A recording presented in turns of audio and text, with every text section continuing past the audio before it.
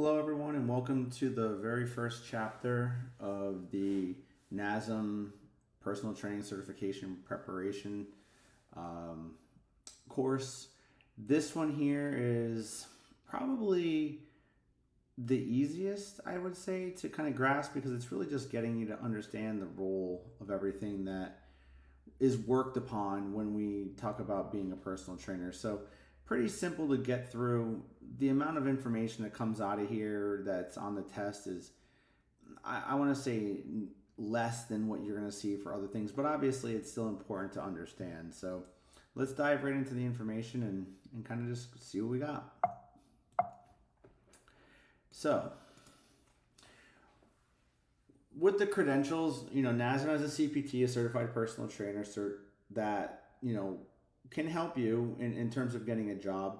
Now, if you're going to be a personal trainer, the key here is that you're going to need to get something that is NCCA accredited, and Nasm is part of that, along with like the NSCA, ACSM. They're all part of that larger accreditation body that looks out for certifications and kind of makes them more valid. So this one here, with Nasm, this is what we're really looking at. It's a great way to start your career. It's a good way to enhance your career if you don't have a cert. So it's just part of that process. And so what they talk about ongoing and continued growth within the fitness industry. Nasm does try to stay on top of current research supported stuff. Really trying to aim at what we would call, and you're going to see that coming up in the next slide, called evidence-based practice. We'll talk more about how that fits the mold. Because there's so much misinformation and the way that social media kind of, I hate to say it, but the way that social media kind of dumbs down fitness, health, and even nutrition, it really becomes frustrating because you get all of this information, and I get frustrated even kind of looking at it from a professional standpoint, because a lot of the things that are out there, you just shake your head and you cringe a little bit because it's just so inaccurate, or it's just so inappropriate, or it's just so far-fetched that you wonder why people do that. So although there are the negative parts of it, there are really new technologies, there are new methodologies that are out there that make human performance, push the envelope and basically progress and evolve and move forward. So that's really important.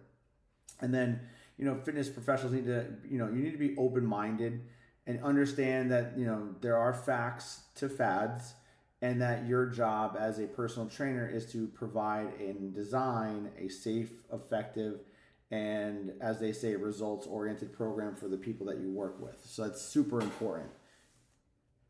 So here's your evidence-based practice, EBP. Something that I teach a college course at the undergrad, and I've taught a college course, or still do teach university courses at the graduate level for evidence-based practice. So really the main thing to understand with evidence-based practice is, how do you take the principles and all the knowledge that you've gained and apply it into a program and coaching techniques that can help modify and change behaviors. So, anatomy and physiology, kinesiology, exercise science, fitness assessment, program design, coaching techniques, all of those things are very important to you for the purposes of really taking what you find in research, what you find with evidence, and supply it into the real world application. And really it's about real world application that you can make the best decisions on. And that's really, really important. It says practices that are not evidence-based may rely more on tradition, intuition, and other unproven methods, aka a lot of that bro science. I'm not saying any negative things about bro science.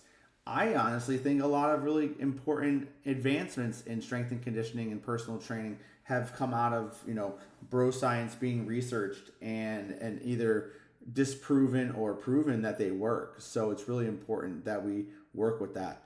So what are the three fundamental components of EBP?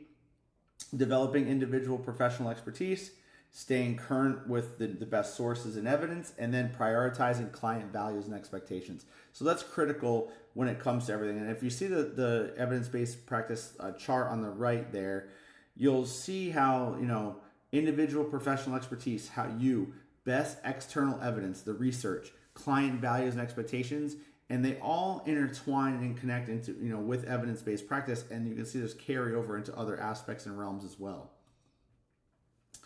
So with, Nasm, we talk a lot about in the coming chapters, integrated training and the OPT model. So integrated training just means you're taking a lot of the core components that you see on the bottom there: flexibility, mobility, core strength and stability, cardio, balance, plyometrics, speed, agility, and quickness, and resistance training. And what we do is we integrate them into a well-designed, optimally finessed fitness program in terms of what we call an integrated approach, putting things together. And the OPT model, which is, Nasm's mainstay, is meant to use the research scientifically to provide a well-rounded program design. And that's really the key there.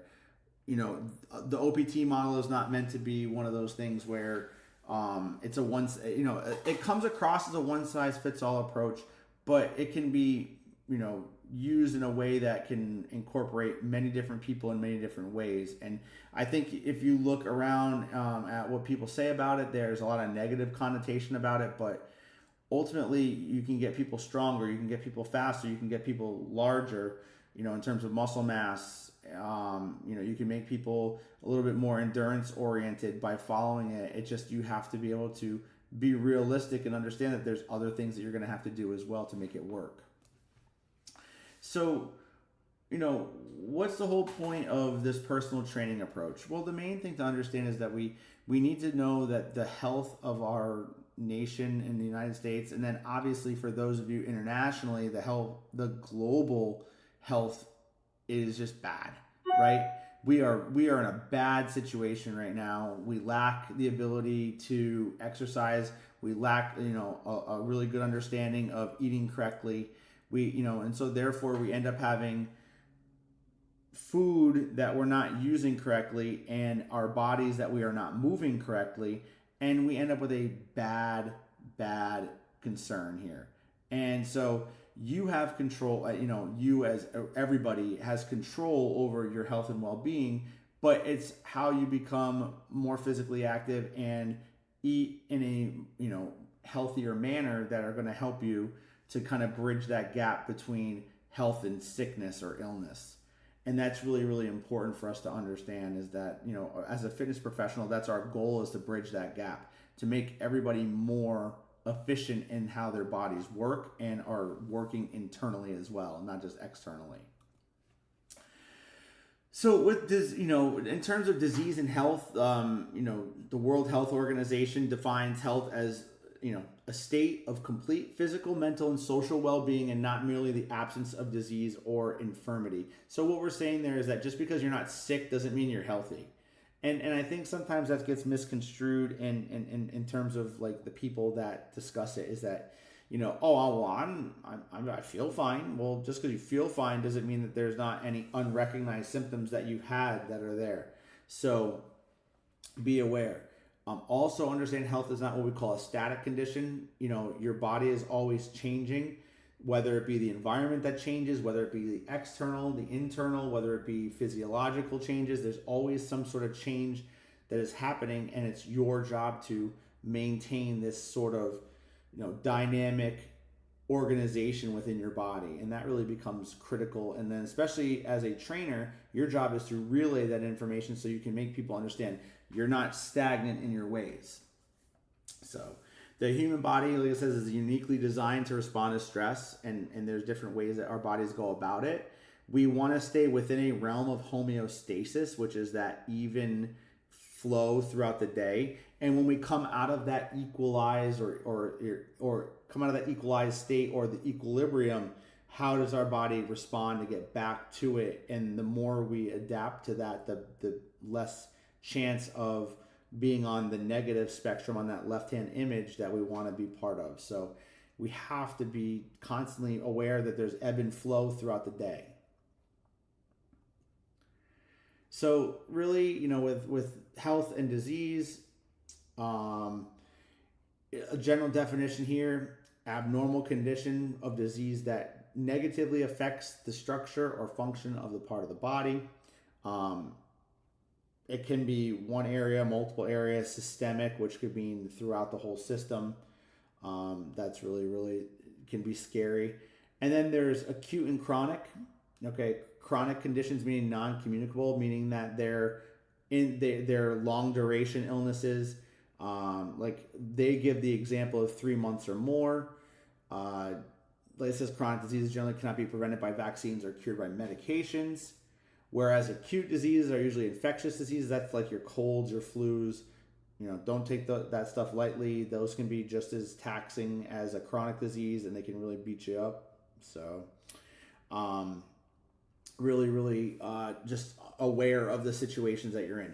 Also, with these chronic diseases, you know, we know that they're long duration. We know that there's really nothing that's like no vaccine or cure that can help it. So, you know, what is the result in actions of that? Well, it's potentially genetic, physiological, environmental, and there's some sort of behavioral factors that come into it. So cardiovascular disease, cancers, chronic respiratory diseases, and diabetes, all of those have some combination of genetic influence, physiological influence, environmental, and behavioral influences. So it's just, there's ways that we can help it. But, you know, in the end, our genetics really playing a part in that. So we have to be aware of that situation. Here's your leading causes of death. Know this slide. This is going to be one of those things that you're probably going to get asked on your exam, just to know, like, what is the highest? Well, heart disease, you know, stroke, COPD, lower respiratory infections, Alzheimer's, so on and so forth. All right, and just know that, look at the differences. What are non-communicable? What are communicable? What are injuries? As in like road injuries, talking about like accidents. These are the leading cause of preventable diseases. Tobacco smoking is still up there. I am unsure of when this was, but this, you know, the book for the CPT manual is new. So the actual date on this, I am not 100% sure on it, but it is pretty recent. It may have changed a little bit.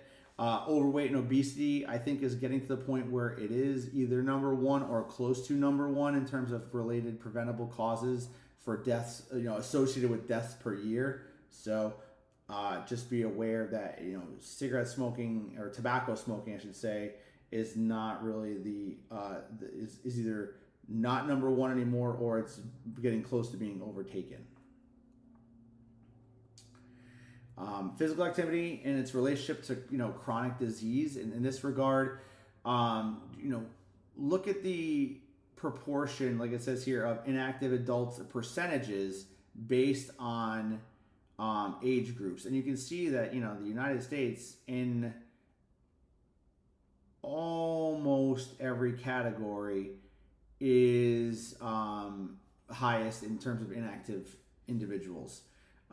Inactivity just leads to chronic conditions, and it can, you know, healthcare costs are through the roof, and a lot of that comes from the fact that it's due to inactivity and not moving ourselves in either some sort of regular physical activity, whether it be structured physical activity, aka exercise. It just depends, and so this is critical on that. There's a lot of loss that comes from this. So, you know, we talked about chronic diseases again: heart disease, cancer, diabetes. They're the leading causes of death and disability in the U.S. But it's not only that. But, you know, if we're trying to help prevent that from occurring, then the fact that then we couple that with physical inactivity, you're just asking for premature death. And that's really a really scary thing to have to say and talk about.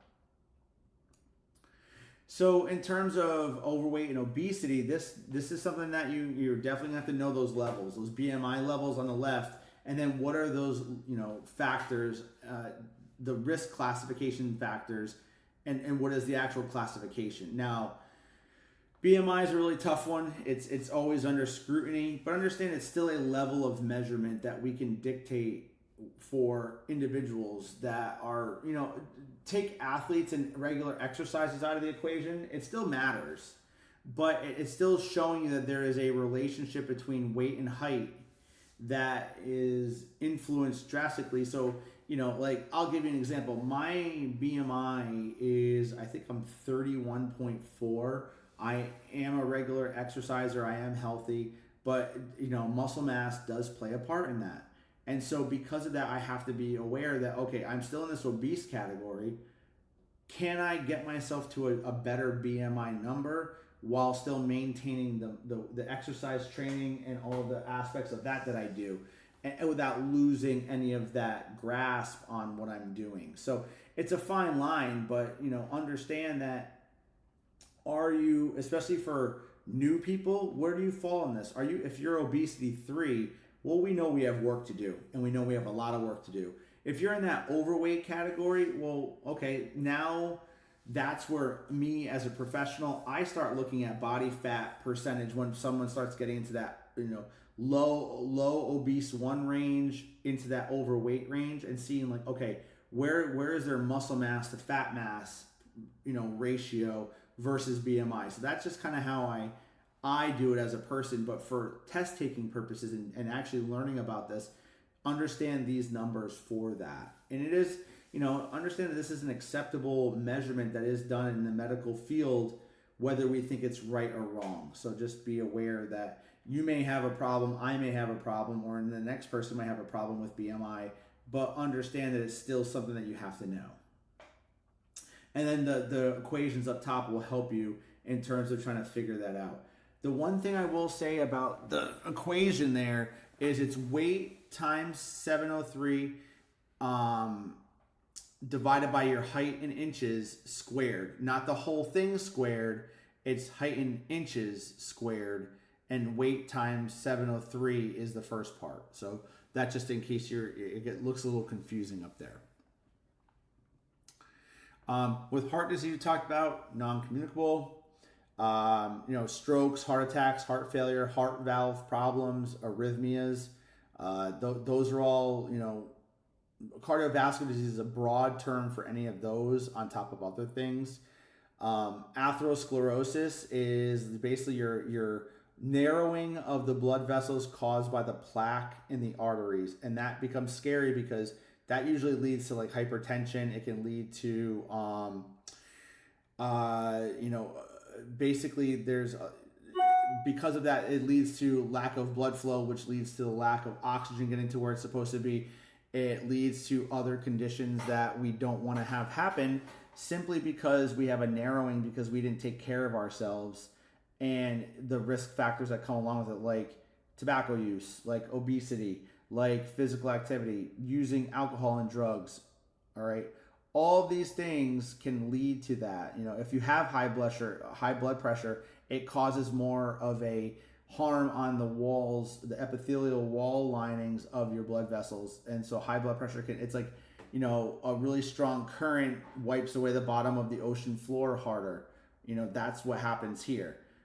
All of those factors play into this heart disease that can, as we saw, bam, heart disease, leading cause of death in the world. And that's, this is the real aspect of it. Hypertension, like I said, it can be caused by that thickening of the artery walls, leading to more pressure that needs to push blood through. So understand that systolic blood pressure is the top number. The diastolic is your bottom number. So 120 over 80. 120 is systolic blood pressure. 80 millimeters of mercury is the 80 is the diastolic number. Hypertension is elevation of those. Now there's elevation and then there's the stages of hypertension. And if you get into those ranges, if you stay in those ranges, it can be a nasty cause of other concerns. So exercise can help with this. A change in your dietary habits can help with this. Stopping your smoking can help with this. So there's a lot of factors that come into play that can help assist you in trying to diminish the effects of hypertension. And then, with hypertension can lead to, like I said, it's part of that heart disease. It can lead to, strokes if possible. Your cholesterol, LDLs and HDLs, with heightened, dyslipidemia is a condition of your cholesterol being irregular, your cholesterol values being irregular. Your LDLs, you want to have them 100 milligrams per deciliter, or mg divided by DL, 100 or lower. And then your HDLs, you really want to have them at 60 or around 60. 40 is clinically okay, but for the test taking, keep it around 60. That's always a good thing to have. So under 100 for LDLs, around 60 for HDLs.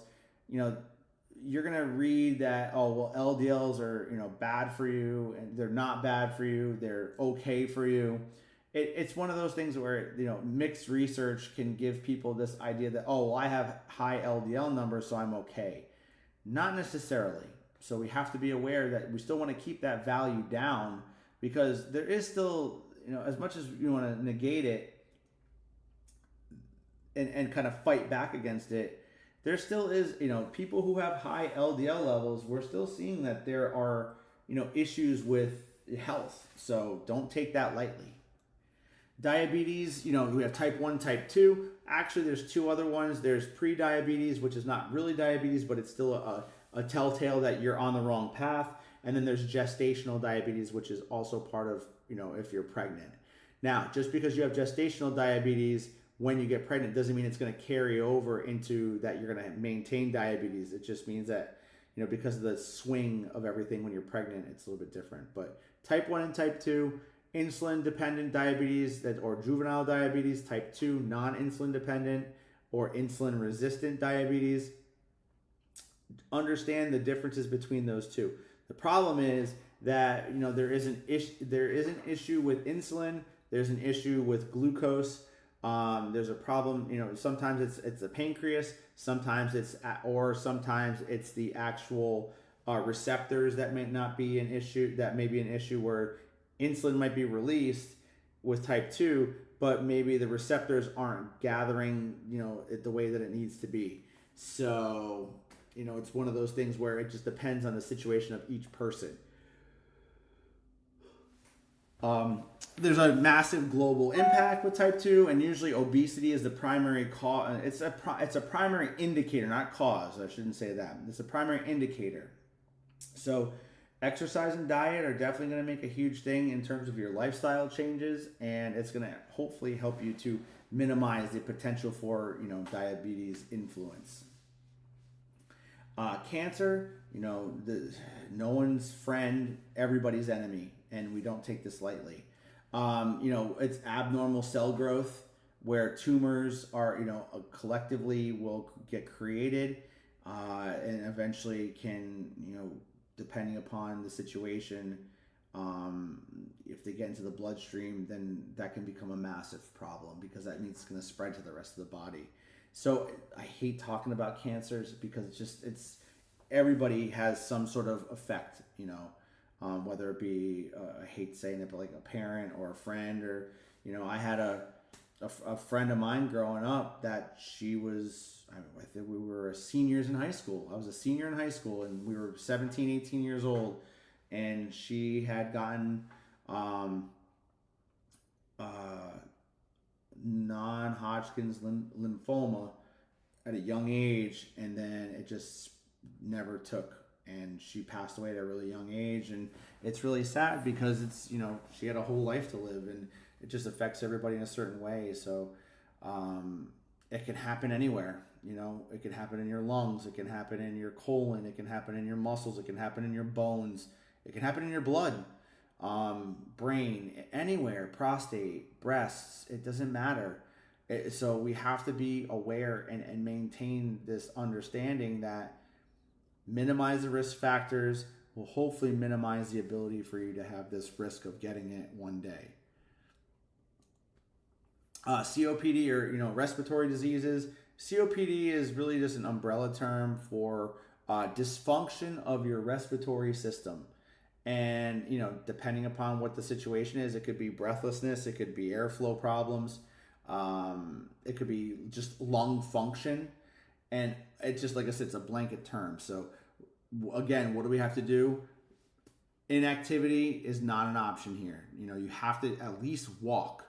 And I know it's like, well, walking doesn't, no, but it's something. If you can get somebody to at least start walking, then maybe we can have a better airflow throughout the system, and then have less issues with our respiratory system throughout. Obviously, the more intensity we get, the better it can be for that. Stress is guaranteed. Everybody has different levels of it. Understand that it's something that if you're better at managing stress, you can probably be better at coming back and not having that constant cortisol release, which can lead to things like weight gain and other chronic diseases. So it's really a concern. So do not take stress lightly. Find ways to relieve your stress, whether that be go work out, go to stretch, do yoga, meditate, whatever it might be. Go sit out in the park and just listen to the birds. I know it sounds like a wild, crazy thing, but it's not. It's meant to bring you down and ground you. And then as we move a little bit further, dysfunction and increased injury, there's always these common issues that you see up there in that first chart. But understanding that, with skeletal muscle, it is very much, I guess it's a constant that you have to be able to maintain movement, because inactivity causes dysfunction in those things on the left side: the foot and the ankle, the knee, the LPHC, lumbopelvic hip complex, the shoulder and the head and neck. All of those common issues you see on the right can stem from sitting for too long, inactivity, doing things the wrong way, ergonomics, all of those things. And it just increases the risk of injury that you do not need to have in your life, because if you're hurt, you can't move. And then we've already talked about all the negative consequences throughout this whole chapter about inactivity and what can stem from that. So here's, your healthcare continuum. Take a look at this. Look at all the different options that you have, in terms of your healthcare continuum. And really, everybody should be working together. And really, it is a continuum, because typically, we always want to flow through these in some way. It's like behavioral health specialties. Hey, there's nothing wrong with talking to a psychologist every once in a while, or talking to somebody about, some concerns that you might have. It doesn't have to be a professional, but what you're doing is you're talking about certain things that can help with stress, right? It doesn't have to be clinical, or it doesn't have to be in a meeting. You could just, hospitals, emergency clinics, things like that, those are needed, but you're trying to avoid those at all costs. Physical therapy, cardiac rehab, athletics trainers, bariatric specialists, those are therapists. Those are there for your needs. Dentists, you need proper, I hate to say this, but if you don't take care of your gums, there is a high prevalence of gum disease leading to heart disease because of the plaque formation that occurs within the teeth. So proper teeth health really makes a difference. So you can see, and then you just go around and you can see everything that relates. And they all, if you're not taking care of one, it can lead to somewhere down the line the continuum of a negative consequence, like a hospital, or long-term care, like hospice. So main thing here, as a certified fitness professional, your job is to be the one who knows the ins and outs of fitness, and basic and eventually full exercise science. And just because you get your certification doesn't mean you stop learning, doesn't mean that it's your end all be all. You should continue to learn, right? And you need to continue to be a better professional. When it comes to, the key here, look at that bold statement: certified personal trainers do not diagnose or treat areas of pain or disease, and they refer to clients to other healthcare professionals when appropriate. I have a PhD, and my doctorate is in human performance, right? Exercise science, human performance. And even though I have this doctorate, I still do not diagnose. Just because it says doctor in front of my name does not mean that I'm going to diagnose, because that's out of my scope of practice if you look down at the bottom. Now, can I tell you about certain things? Like, am I going to I may know that what's bothering you is the root cause, but I cannot diagnose it. I can say, you really should consider going to your doctor because this is, something is wrong with you, and I can't be specific about it, but you can indicate that there's obviously an issue that you need to take care of, so on and so forth. I have a strength and conditioning background that's basically taking your fitness credentials and popping it up to a new level. And just because you have a strength and conditioning certification, it does not mean that you can't just work with, general clientele. So it's an advanced training certification that helps you. Is it more beneficial for athletes? Absolutely. But we have to understand that, you're, as a trainer, personal trainer, your expertise is not working with athletes. But you still can, but a strength and conditioning coach is going to be the one that's going to be the go-to for that. And then obviously make sure you understand your scope of practice. Know the professionalism piece to it, know the confidentiality part of it, understand all the legal and ethical ramifications, and have positive business practice. And all of this can lead to a very well-groomed fitness professional who their job is to maintain this individual who is looking for help, or group of individuals who are looking for help, in proper to increase their physical activity in a structured way to make them healthier all around. So chapter 1, it's a great chapter to go over. It's very simplistic, some simple little test questions that you can get out of there. So just pay attention to those fine key points. But other than that, thank you guys for listening, and you have more chapters to go from here. So I really appreciate you listening. Feel free to leave comments, ask questions, and as always, I don't like to be this guy, but if you ever want to donate, there's ways through YouTube that you can donate so we can make better videos and make more robust content. So we appreciate you all, and hope to hear from you at some point. Thanks, and have a great day.